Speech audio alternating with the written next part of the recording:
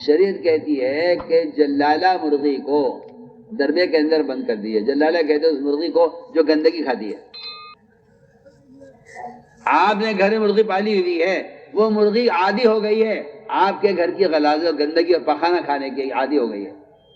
اس کے جسم کے اندر, اس کے گوشت کے اندر بدبو پیدا ہو جاتی ہے گندگی کھانے کی وجہ سے. اگر آپ اس مرغی کو کھانا چاہتے ہیں تو آپ کے لیے حکم یہ ہے شریعت کا کہ آپ اس مرغی کو 24 گھنٹے کے لیے دربے کے اندر بند کر دیجئے تاکہ گندگی کا اثر ختم ہو جائے اس کے, اور اس کو گندی جگہ سے ہٹایا جائے پہلے, تاکہ وہ آپ کے کھانے کے قابل ہو جائے. بتائیے تو صحیح, ایک مرغی ایک دربے بند کیے بغیر آپ کے کھانے کے قابل نہیں ہو سکتی. جو مسلمان گناہوں کے ماحول میں رہتے ہیں, بتائیے وہ مسجد میں آئے بغیر نماز کے قابل, روزے کے قابل, زکوٰۃ کے قابل, تلاوت کے قابل, صبح شام کی تسبیحات کے قابل, سچ بولنے کے قابل, وہ جھوٹ بولنے سے بچ جائیں اس کے قابل ہو سکتے ہیں؟ اب سوچیے, آپ سوچیے, میں کیا اتنی آسان مثال دے رہا ہوں. آپ کا یہ کہنا اور آپ کا اعتراض کرنا اس پر کہ کیا مسجد سے ہدایت ملے گی, ایسا معلوم ہوتا ہے آپ قرآن کا بھی انکار کرنے والے ہیں اور آپ حدیث کا بھی انکار کرنے والے ہیں. میں اس سے زیادہ اور کیا عرض کروں آپ سے. آپ کا یہ کہنا کیا کوئی ایک ہی طریقہ ہدایت کا ہے؟ ایسا معلوم ہوتا ہے کہ آپ کو سننے سے کوئی مناسبت نہیں رہی ہے. ہم اس لیے بالکل واضح طور پہ عرض کرتے ہیں, مسجد کو آباد کرنا ہر مسلمان کے ذمہ فرض عین ہے. کیوں؟ اس لیے کہ مسلمان غیر مسلم, مسلم اور کافر, ان دونوں کے درمیان قرآن نے جو فرق کیا ہے وہ مسجد کو آباد کرنے کا فرق کیا ہے. دو آیتیں قرآن کی صاف ہے بالکل. انما یعمر مساجد اللہ من آمن باللہ ما کان المشرکین ان یعمروا مساجد اللہ. ابھی آپ قرآن کی دو آیتیں پڑھ لیجئے, آپ کو معلوم ہو جائے گا مسلمان غیر مسلم کے درمیان جو فرق ہے اللہ نے کیا ہے وہ مسجد کو آباد کرنے نہ کرنے کا فرق کیا ہے. جی بتائیے, آپ کہتے ہیں کہ سب کے لیے کوئی ضروری نہیں ہے. آپ کہتے ہیں سب کے لیے کوئی ضروری نہیں ہے, حالانکہ قرآن یہ کہہ رہا ہے کہ کافروں کا کام نہیں کہ مسجد کو آباد کریں, اور مومن کا کام یہ ہے کہ وہ مسجد کو اعمال سے آباد رکھے گا. ہم اس لحاظ کرتے ہیں کہ گشت کس لیے ہے؟ گشت ہے امر بالمعروف نہی عن المنکر کی عملی محنت. اس کی عملی محنت بس یہ ایمان کی تکمیل کا ذریعہ ہے. یہ قرآن کی آیت کا مفہوم ہے صاف. تأمرون بالمعروف وتنہون عن المنکر وتؤمنون باللہ, کہ ایمان باللہ چاہتے ہو تو اس فریضے کو اپنی ذات سے ادا کرو. اس لیے امر بالمعروف نہی عن المنکر ہر مسلمان کے ذمہ فرض عین ہے, یہ فرض کفایہ نہیں ہے. کیونکہ ایمان فرض عین ہے تو اس ایمان کی تکمیل کا جو ذریعہ ہے امر بالمعروف نہی عن المنکر, بھلائی کا حکم کرنا, برائی سے روکنا لوگوں کو, یہ بھی مسلمان کے ذمہ فرض عین ہو جائے گا, کیونکہ ایمان سیکھنا فرض عین ہے. آسان بات ہے. تو میں نے عرض کیا کہ سب سے پہلا گشت کا مقصد مسلمان کو مسجد سے جوڑنا ہے. کیونکہ ابھی معروف کا مطلب یہ نہیں ہے کہ آپ لوگ بھائی نماز پڑھو نماز پڑھو, نہیں, یہ کیا بات ہے. ایک آدمی کو خوشامد کر کے نماز اس سے پڑھوا لینا, ایک آدمی کی خوشامد کر کے اسے گناہ کے اڈے سے ہٹا دینا, یہ ایک عملی محنت ہے. اور یہ بات سب یاد رکھیں کہ اصل تعلیم کا اور تربیت کا تعلق اعمال مسجد سے ہے. اس لیے میں نے عرض کیا کہ گشت باہر کے ماحول کو بدلنے کے لیے ہے. آئے میوات والے کہ یہ بڑے پریشان ہیں اور شراب کے اڈے قائم ہو رہے ہیں, ہم کیا کریں؟ ہم کوئی اس کے لیے کوئی تنظیم بنائیں, اس کے لیے کوئی فنڈ جمع کریں, اس پہ کوئی احتجاج کریں, کوئی شور مچائیں. میں نے کہا بالکل نہیں, تمہاری ساری سوچ بالکل غلط ہے. اس کا آسان راستہ یہ ہے, آسان راستہ یہ ہے کہ صبح شام دن رات تم جماعتیں بنا لو اور شراب کے اڈوں پر جا کر شراب میں مست لوگوں کو اٹھا کر مسجد میں لے آؤ. اللہ تعالیٰ اس سارے نظام کو بدل دیں گے. ان شراب کے اڈوں سے اٹھا کر مسجد میں لاؤ گے تم لوگوں کو, جو جن کے شراب پینے سے شراب کے اڈے آباد ہیں, اگر وہ شراب سے نفرت کرنے لگیں اور مسجد کے ماحول میں آ کر اللہ سے توبہ کر لیں تو بتائیے تو صحیح, کیا شراب کے اڈے باقی رہیں گے؟ شراب کے اڈے تو ان مسلمانوں سے آباد ہیں جن مسلمانوں سے مسجد آباد نہیں ہے. آسان بات ہے. جس مسلمان سے مسجد آباد نہیں ہے اس سے بازار آباد ہوں گے, عیاشی کے اڈے آباد ہوں گے, گناہوں کا ماحول اس سے بنے گا. موسیٰ فرماتے تھے اگر یہ مسجد کو وقت دے کر ماحول عمل کا نہیں بنائے گا تو بازار کو وقت دے کر ماحول گناہوں کا بنائے گا. اس کے علاوہ کیا بات ہو سکتی ہے؟ بسم اللہ الرحمن الرحیم. السلام علیکم ورحمۃ اللہ. حضرت جی مولانا سعد صاحب دامت برکاتہم کا بیان سماعت فرمائیے. بیان کو لائک اور شیئر کرنا مت بھولیے اور اپنی آراء سے ضرور آگاہ کیجیے. جزاکم اللہ خیر. اس لیے میرے دوستو پورا مجمع یہ طے کر لے کہ انشاءاللہ ہمیں اپنی مسجدوں کا آباد کرنا ہے, کیونکہ میں مسلمان ہوں. باعتبار مسلمان ہونے کے میرے ذمے بازار, مکان, دکان, کارخانے, ہوٹل ان سے آباد کرنے سے زیادہ میں اس بات کا حقدار ہوں کہ میں مسجدوں کا عمل سے آباد کروں. اس لیے ایمان کے سیکھنے کا اور ایمان کی تکمیل کا جو اصل بنیادی عمل اور ذریعہ ہے, میں نے عرض کر دیا کہ وہ مسجدوں کو اعمال سے آباد کرنا ہے. قرآن کی آیت کا صاف ترجمہ ہے کہ ایمان والے تو وہی لوگ ہیں جو مسجدوں کا اعمال سے آباد رکھیں. فرمایا ہدایت یافتہ یہی لوگ ہیں جو مسجدوں کا اعمال سے آباد رکھیں. فرمایا اللہ کے خواص یہی لوگ ہیں جو مسجدوں کا اعمال سے آباد رکھیں. فرمایا تقوی والے وہی لوگ ہیں جو مسجد سے تعلق رکھیں. آپ دیکھ لیجیے, آپ تقوی والا, ایمان والا, ہدایت والا, علم والا, عمل والا, سب کے بارے میں قرآن حدیث سے بھرے ہوئے ہیں کہ وہ صرف وہی شخص کا تعلق مسجد سے ہے جس کا مسجد سے تعلق نہیں, اس کا اللہ سے کوئی تعلق نہیں. سوچیے آپ. تو میرے دوستو پہلی بات یہ ہے, یہ 6 نمبر نہیں ہے, یہ 6 نمبر یہ صفات ہے جو اندر پیدا کرنے کی ایک عملی محنت ہے. اب مسجد کے ماحول میں لاؤ, یہاں اللہ کی بڑائی سمجھاؤ. یہ انسان کی فطرت کا مزاج ہے, جس کی بڑائی اس کے دل میں بیٹھ جاتی ہے یہ اس کے تابع ہو جاتا ہے. اگر ہم مسجدوں میں آ کر اللہ کی بڑائی کو سنیں, اللہ کی قدرت کو سنیں, اس کی کبریائی کو اور اس کی عظمت شان کو سنیں, تو ہمارے دلوں سے اللہ کے غیر کا رعب, اللہ کے غیر کا تاثر, کیونکہ مسلمانوں میں جتنی بے دینی ہے اللہ کے غیر کے تاثر کی وجہ سے. اس طرح ہمیں مسجدوں کا اعمال سے آباد کرتے ہوئے دوسرا کام یہ ہے, ہماری ذمہ داری ہے کہ محلے میں کوئی بے نمازی نہیں رہے گا. آپ سوچئے,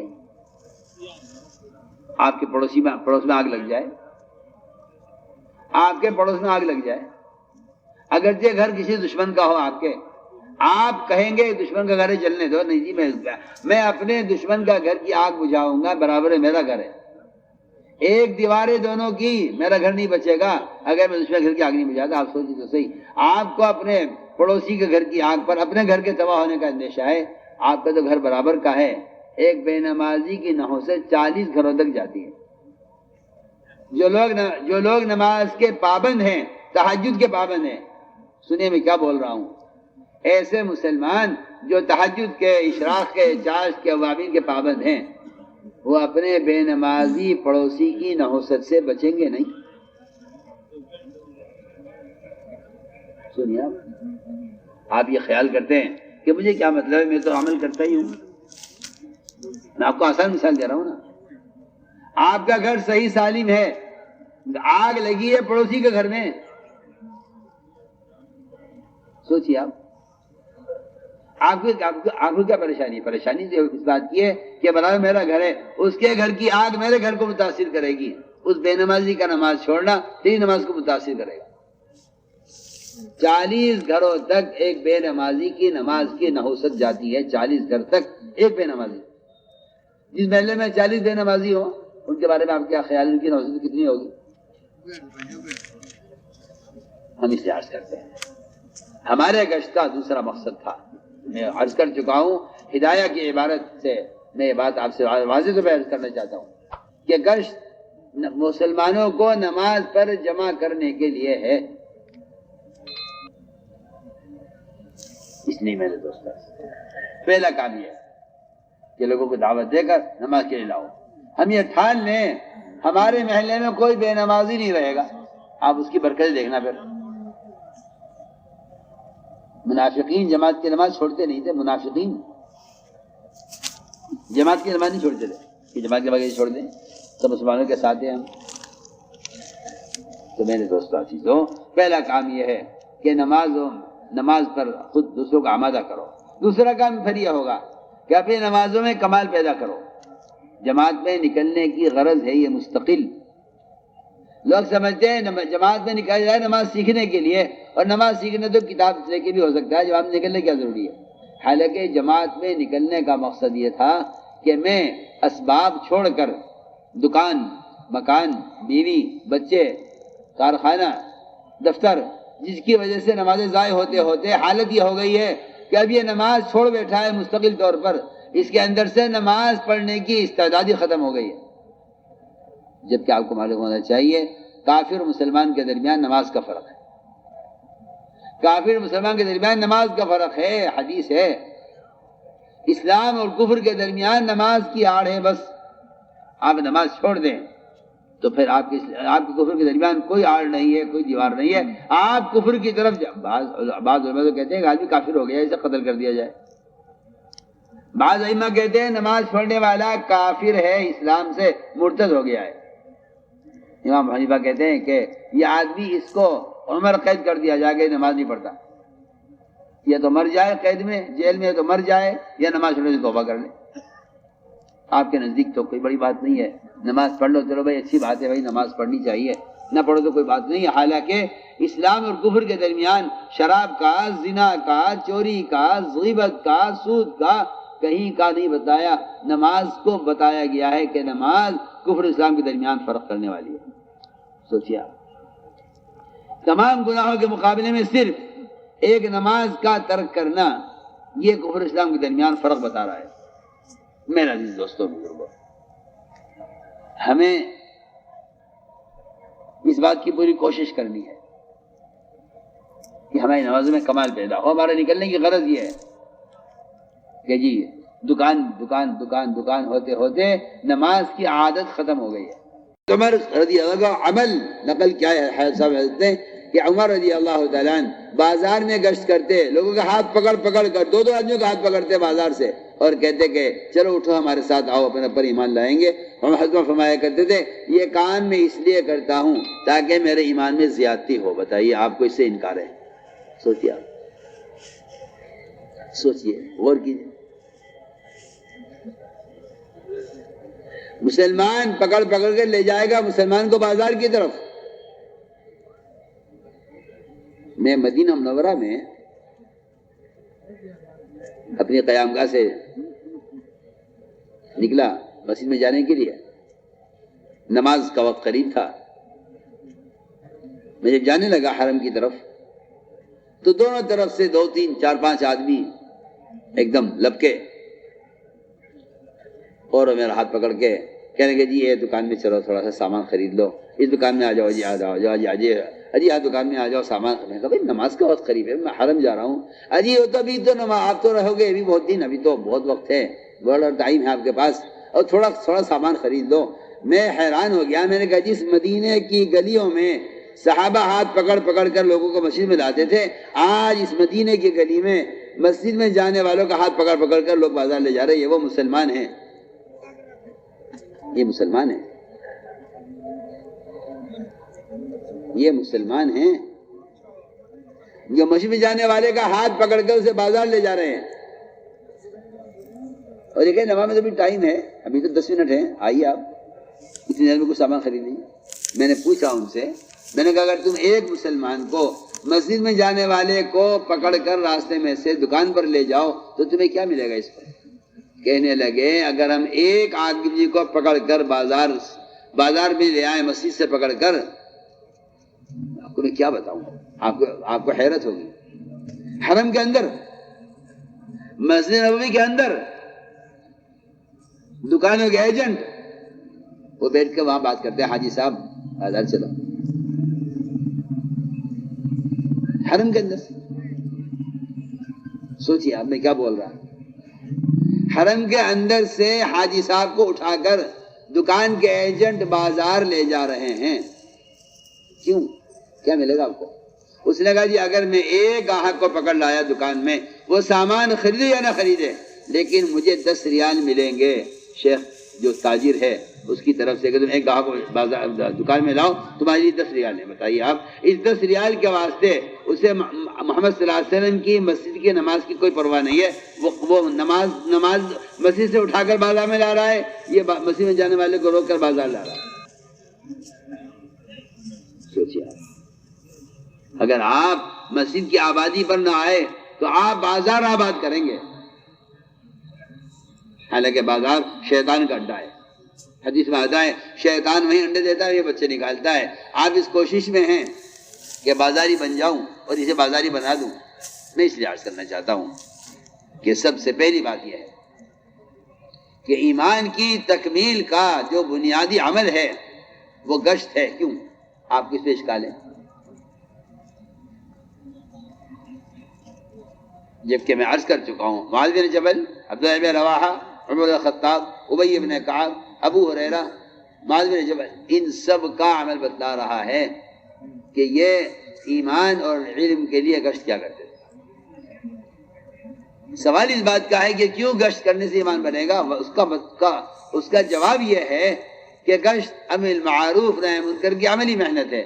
لوگوں کو نیکی پر آمادہ کرنا، نماز کے لیے اٹھا کر لے آنا، لوگوں کو منکر سے بچانے کی کوشش کرنا، شراب کے اڈوں سے مسلمان کو ہٹانا اور گناہوں کی جگہ سے مسلمان کو ہٹانا، یہ امر معروف نہی منکر کی عملی محنت ہے۔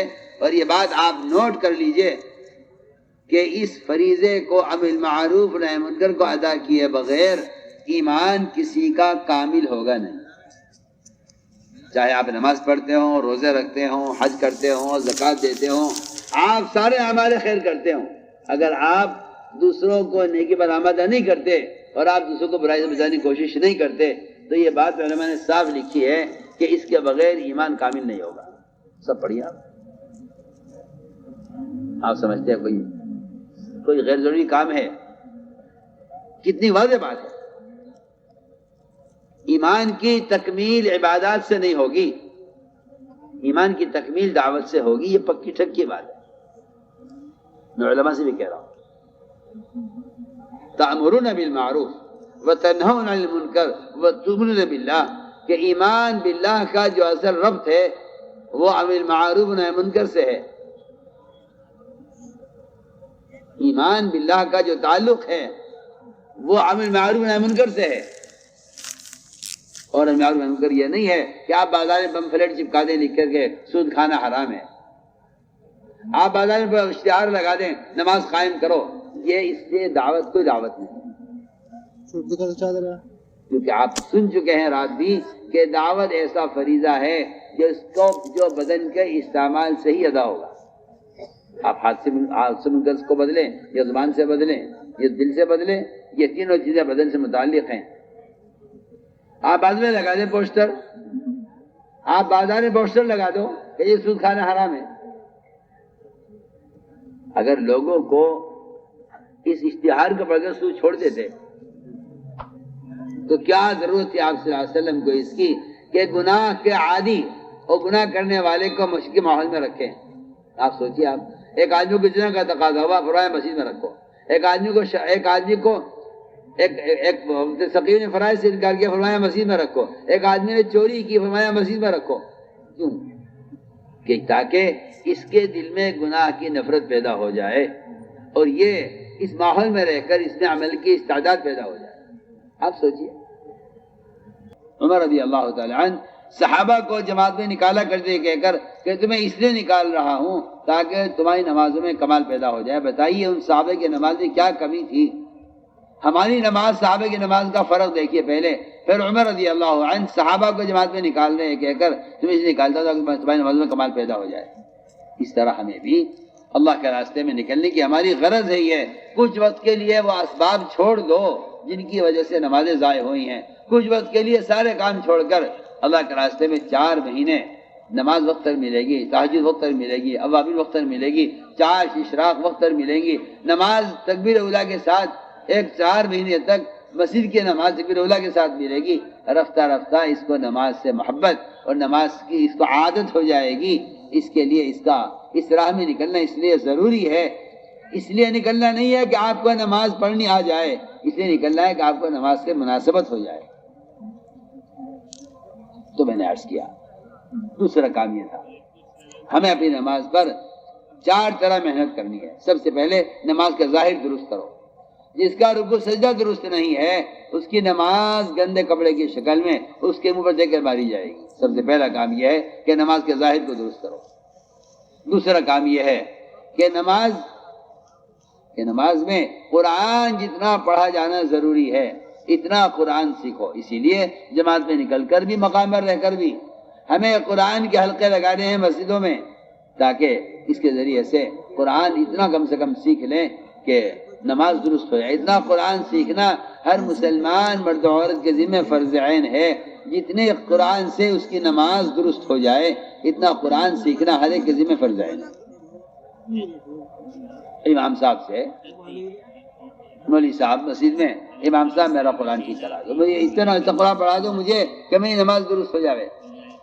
جماعت میں نکلنے کا مقصد یہی تھا کہ آپ کی جماعت میں آپ کے ساتھ ایک قاری صاحب ہیں جو قاری صاحب میں قرآن پڑھے ہوئے ہیں، آپ ان سے کہیں کہ آپ مجھے قرآن سکھلا دو، میں نماز سیکھنا چاہتا ہوں، نماز پڑھنا چاہتا ہوں، مجھے قرآن سکھلاؤ. اس طرح ہمیں قرآن کی تلاوت کا بھی اہتمام کرنا ہے.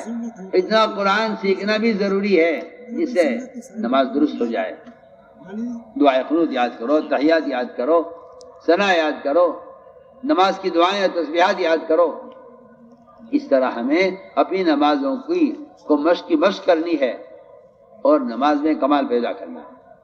اس لیے کہ سارے دین کا مدار نماز پر ہے. اگر نماز درست نکل آئی تو سارے اعمال درست ہیں، اور اگر نماز بگڑ گئی، اس لیے حدیث میں نماز کی مثال سر سے دی گئی ہے کہ اگر ہاتھ کاٹ دو، پاؤں کاٹ دو، آنکھ نکال دو، کسی کی زبان کاٹ دو، آدمی زندہ رہ سکتا ہے، لیکن اگر کسی کا سر کاٹ کے الگ کر دیا جائے تو پھر اس کی زندگی باقی نہیں رہ سکتی.